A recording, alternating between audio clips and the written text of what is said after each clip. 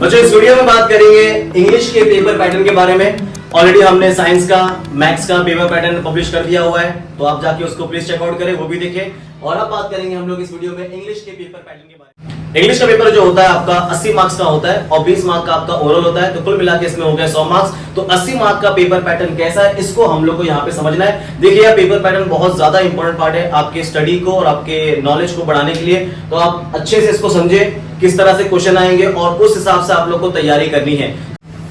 शुरू करते हैं इंग्लिश के पेपर पैटर्न को।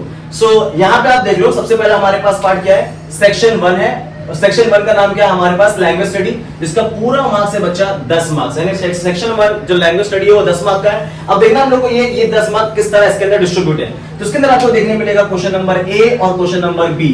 ठीक है, क्वेश्चन नंबर ए और क्वेश्चन नंबर बी। जो क्वेश्चन नंबर ए है आपका, उसके अंदर आपको मिलेगा A1 और A2।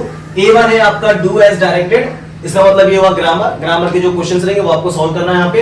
एनी 4 पर क्वेश्चन 1 मार्क का, और यहाँ पे आपको मिलेगा टोटल 4 मार्क्स। तो आप देख सकते हो यहाँ पे टोटल क्वेश्चन की संख्या है 5 है। 5 में से आपको कोई विचार करना है, बट अगर आपको पांचों आता हो तो आप पांचों यहाँ से कर लेना। सेकंड आते हैं इसके अंदर A2 में, ये भी ग्रामर है एनी 2। तो इसके अंदर आपको 3 क्वेश्चन पूछा हुआ, थोड़ा सा लेवल इसका हाई रहेगा, तो आपको इसमें से कोई भी 2 ग्रामर सॉल्व करना है। यहाँ पे हर क्वेश्चन आपका रहेगा 2 मार्क्स का। फिर इसके बाद क्वेश्चन नंबर बी, वापस से डू एज डायरेक्टेड, ये भी आपका ग्रामर है। एनी 1, 2 क्वेश्चन यहाँ पे पूछा हुआ है, तो कोई भी आपको एक सॉल्व करना है 2 मार्क का। ठीक है, एक चीज और ध्यान देना, अगर आपको मान लो सभी ग्रामर आ रहे हैं तो आप सभी सॉल्व कर देना, प्रॉब्लम नहीं है। लेकिन आप उसको जब आप ग्रामर सॉल्व करोगे सबसे पहले आप उसको प्रेफरेंस देना जो आपको कॉन्फिडेंट लग रहा है कि भाई ये मेरा 4 स्ट्रॉन्ग रहेगा या ये मेरा 2 मेरा राइट रहेगा, तो उसको आप सबसे पहले लिखना। फिर जो आपका लास्ट वाला रहेगा उसको आप लास्ट में भी लिख सकते हो, जो चलेगा। ठीक है, अब बात करेंगे सेक्शन नंबर 2 के बारे में। सेक्शन नंबर 2 का नाम है बच्चा टेक्सचुअल पैसेज। जो हमारे पैसेजेस होते हैं, तो पैसेजेस के हिसाब से हमारे पास क्वेश्चन है। तो सेक्शन 2 हमारा पैसेज है, जो कि इसका पूरा, उसके अंदर आपको मिलेगा टोटल 20 मार्क के क्वेश्चंस, और ये है क्वेश्चन नंबर आपका 2, और ये इसको डिवाइड किया गया एज ए और बी में। तो दोनों में भी आपका पैसेज पूछा गया है। ए मतलब जो हमारा रीड द पैसेज रहेगा, और हम लोग को एक्टिविटीज सॉल्व करना है, जैसे कंप्लीट द टेबल हो गया, छोटे मोटे ग्रामर्स हो गए पैसेज के हिसाब से, कुछ क्वेश्चंस हो गए पैसेज के हिसाब से, वो आपको उसको आंसर करना है। तो इस तरह आपको इसके अंदर पैसेज, पहला जो पैसेज रहेगा आपका 10 मार्क का रहेगा। इसके अंदर देख लो क्वेश्चन कैसा रहेंगे, A1, A2, A3, A4, A5 के फॉर्मेट में। हर A1, A2, A3 2-2 मार्क का क्वेश्चन है, इस हिसाब से आपका बनेगा टोटल इसके अंदर 10 मार्क। ध्यान देना, क्वेश्चन नंबर आपको बराबर लिखना है, तो आप क्वेश्चन नंबर बराबर लिखोगे तो आपका आंसर, मतलब आपको ये भी ध्यान देना है, क्वेश्चन नंबर बराबर लिखना है। जैसे आप A1 का आंसर लिख रहे हो तो आपको A1 लिखना है, A2 का आंसर लिख रहे हो तो आपको A2 लिखना है। पता चला आपने A2 के बजाय A3 डाल दिया और A3 के बजाय A2 डाल दिया, तो आपका आंसर रॉन्ग हो जाएगा। इसलिए क्वेश्चन नंबर केयरफुली ऑब्जर्व करके लिखो। जो इसके अंदर बच्चा A5 होता है क्वेश्चन, लास्ट वाला क्वेश्चन होता है, ये आपके सेल्फ रिस्पॉन्स वाला क्वेश्चन होता है। मतलब आपको इसके अंदर खुद का एक रिस्पॉन्स वाला क्वेश्चन रहता है, जो आपको अपने पैसेज को समझ के आंसर करना पड़ता है, अपने खुद के इसके अंदर विचार आपको डालने पड़ते हैं। ये रहा एक सवाल, failure is the key to success. तो इसको आपको अपने शब्दों में डिस्क्राइब करना है। तो बड़ा ही अच्छा क्वेश्चन पूछा है इसने, तो आपको इसके बारे में 4-5 लाइन बताना। तो जो भी आपको ठीक लगे अपने हिसाब से बता देना यार। और कामयाब इंसान कब बनता है, जब वो फेल होता है। जब जितना बार आप फेल होगे उतना बार कामयाब होना है। अब यहाँ पे फेल का मतलब ये नहीं कि आपको अपना एसएससी फेल करना है, आपको पढ़ाई करते रहना है। जो आपके प्रीलिम्स एग्जाम है, जो आपके यूनिट टेस्ट है, जो आपके सेमेस्टर एग्जाम है, इसके अंदर आपको हार्ड वर्क करते रहना, ताकि आप फेल ना हो और आगे बढ़ते रहे। ठीक है, इस बातों का आपको खास ख्याल रखना है। अब आगे बढ़ते हैं क्वेश्चन नंबर 2 के बी वाले पार्ट पे। बी वाले में क्या बोला है, आपको पैसेज पूरा पढ़ना है, और यहाँ पे भी आपको देखने मिलेगा B1, B2, B3, B4, B5। वापस से जो क्वेश्चन नंबर 5 होता है वो आपका सेल्फ रिस्पॉन्स क्वेश्चन होगा। हर बी आपको 2-2 मार्क का रहेगा, तो इन टोटल आपको यहाँ पे मिलेंगे 10 मार्क्स। तो मालूम में पड़ा, जो सेक्शन नंबर 2 हमारा टेक्सचुअल पैसेज वो आता है 20 मार्क का। इसके अंदर हमारे पास 2 पैसेज होंगे, 10 मार्क का एक पैसेज, 10 मार्क का एक पैसेज, और उसके हिसाब से जो क्वेश्चन पूछेगा आपको उस तरह सॉल्व करना है। जो सेक्शन नंबर 3 बच्चा वो हमारा है पोएट्री सेक्शन, जहां पे हम लोग पोएम के बारे में बात करेंगे। तो जो क्वेश्चन नंबर 3 रहेगा, आपको एक पोएम दिया रहेगा, और पोएम के हिसाब से जो एक्टिविटी बोल रहा है उसको सॉल्व करना है। इसके अंदर आपको 3 क्वेश्चन मिलेंगे, A1, A2, A3। इनमें से कोई 2 मार्क का रहेगा और कोई एक आपका 1 मार्क का रहेगा। तो ये इसका जो टोटल बच्चा सिर्फ 5 मार्क्स है, तो आपके पास 2 पोएम आएंगे, 5-5 मार्क के 2 पोएम।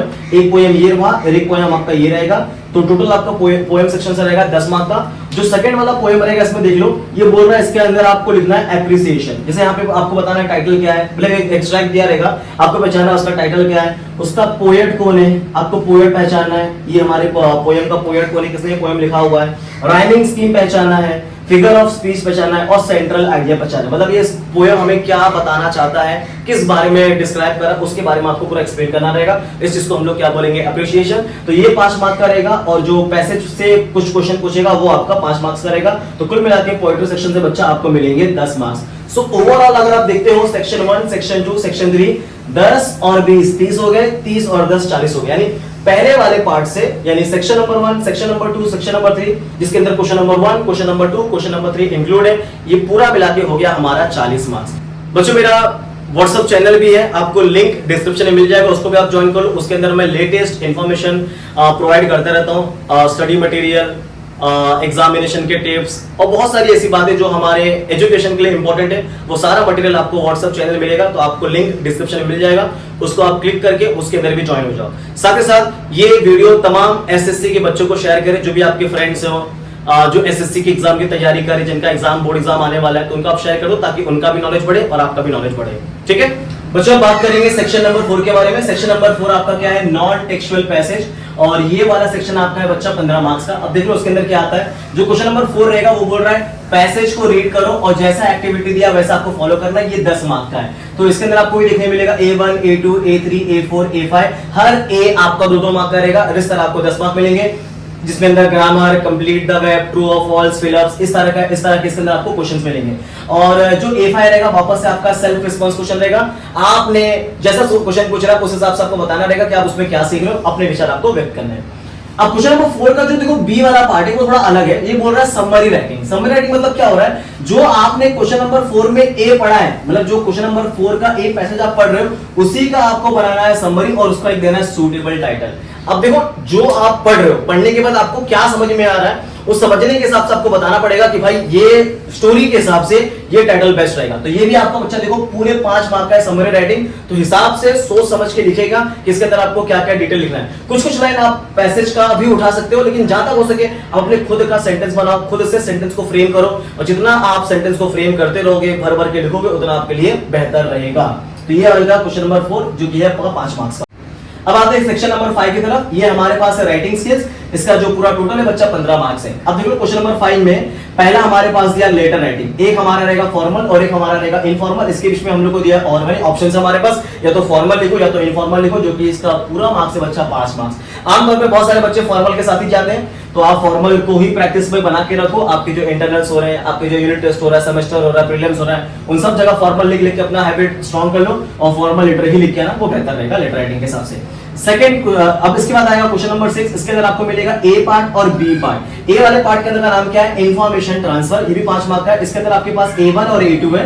A1 में बोल रहा है वर्बल टू नॉन वर्बल करना है और नॉन वर्बल टू वर्बल करना है। ठीक है, A1 में आपको वर्बल टू नॉन वर्बल करना है और A2 में आपको है नॉन वर्बल टू वर्बल। तो इनमें से आपको जो आपको बेहतर लगेगा, जो आपका पार्ट अच्छे से स्ट्रॉन्ग है आपके एग्जाम्स के हिसाब से, वो चीज आपको इसके अंदर स्ट्रॉन्ग करना है। क्वेश्चन नंबर बी आपका पूछ रहा है, इसके अंदर आपको ऑप्शन दिया हुआ है, या तो सॉल्व करो B1 में स्पीच है और B2 में हमारे पास है व्यू काउंटर व्यू। तो जो आपने प्रैक्टिस किया रहेगा अपने रेगुलर प्रैक्टिस पे, तो उनमें से कोई एक आप सेलेक्ट करके इसको सॉल्व कर सकते हो। ये भी आपका 5 मार्क का क्वेश्चन है। यानी इसका मतलब ये हुआ, तो ओवरऑल आप देखोगे लेटर राइटिंग करना आपको फॉर्मल या तो इनफॉर्मल, इंफॉर्मेशन ट्रांसफर करना है वर्बल टू नॉन वर्बल कर लो या तो नॉन वर्बल टू वर्बल कर लो। फिर इसके बाद हमारे पास बी वाला पार्ट है, स्पीच कर लो या तो व्यू काउंटर व्यू कर लो। तो जो आपका कंफर्टेबल जोन है उसके हिसाब से आपको काम करना है। अब जो हमारा सेक्शन 6 वाला है उसका नाम है बच्चा क्रिएटिव राइटिंग। ठीक है, और ये क्वेश्चन नंबर हमारा 7 है। ये क्वेश्चन नंबर हमारा 7 है। इसके अंदर आपका टोटल मार्क्स है बच्चा 10 मार्क्स। तो 7 में आपके पास ए पार्ट है और बी पार्ट है। ए पार्ट का मतलब क्या है हमारे पास, जहां पे A1 दिया हुआ है एक्सपांड द थीम और न्यूज रिपोर्ट। मतलब आपको इसके अंदर 2 पार्ट बोल रहा है, या तो एक्सपांड द थीम, मतलब कोई तो आपको टाइटल दिया रहेगा उसके ऊपर ऐसे लिखो भर भर के, या तो दूसरा देगा आपको न्यूज रिपोर्ट, तो उसके बारे में हेडिंग वगैरह दे देगा और बोलेगा इसके ऊपर आप न्यूज रिपोर्ट तैयार करो। तो दोनों में से कोई भी एक काम आपको करना है 5 मार्क्स का। क्वेश्चन नंबर 7 का जो बी पार्ट है इसके अंदर आपको करना है B1 में डेवलप अ स्टोरी या B2 में नरेट एन एक्सपीरियंस। तो दोनों के बारे में कुछ ना कुछ में आपको हेडिंग से नाउ दिया रहेगा, तो आपको देखना पड़ेगा कि आपको कौन सा इसमें बेस्ट आता है। इस हिसाब से कोई भी आपको एक करना है, जो कि इसका मार्क्स है बच्चा 5 मार्क्स है। तो मालूम ही पड़ा क्रिएटिव राइटिंग आपका 10 मार्क्स का है, या तो आप ऐसे लिख दो या तो न्यूज लिख दो, उसके बाद या तो स्टोरी राइटिंग कर लो या तो नरेट एन एक्सपीरियंस। जिस चीज में आप ज्यादा कॉन्फिडेंट हो और जो आपको कंफर्टेबल लग रहा है, इस हिसाब से आपको सॉल्व करना है। ठीक है, तो अगर आप काउंट करके देखोगे तो यहाँ पे हमारे पास है 15 मार्क्स, यहाँ पे हमारे पास है 15 मार्क्स, 30 मार्क्स और 10 मार्क्स का ये हो गया 40 मार्क्स। यानी वो वाला पार्ट 40 मार्क्स का था और ये वाला पार्ट हमारा 40 मार्क्स का था, तो 40-40 बच्चा इसके अंदर हो गया आपके 80 मार्क्स। कुछ टिप्स आपके लिए दोस्तों, अब जैसा कि इंग्लिश का पेपर 80 मार्क्स का होता है, इसमें टाइम ज्यादा लगता है बिकॉज लिखने वाला पार्ट बहुत ज्यादा होता है। तो जितना ज्यादा आप प्रैक्टिस करोगे, जितना ज्यादा ग्रामर की प्रैक्टिस करोगे, जितना ज्यादा ऐसे राइटिंग, लेटर राइटिंग की प्रैक्टिस करोगे, उतना आपको कंफर्टेबल होगा, उतना स्पीड आपकी फास्टर होगा।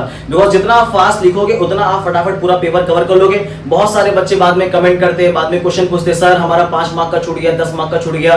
तो ये सब क्यों होता है? बिकॉज वो रेगुलर प्रैक्टिस नहीं कर रहे। इसलिए आप सभी से रिक्वेस्ट है, रेगुलर प्रैक्टिस करें, हार्ड वर्क करें और अपने आप को एकदम तैयार करें एग्जाम के लिए। अच्छे से अपने आप को तैयार करें, तैयार करने के बाद खुद को रेडी करें एग्जाम के लिए। आप सभी को ऑल द बेस्ट और ये वीडियो को सभी एसएससी स्टूडेंट्स को शेयर करें। Thank you so much and all the best.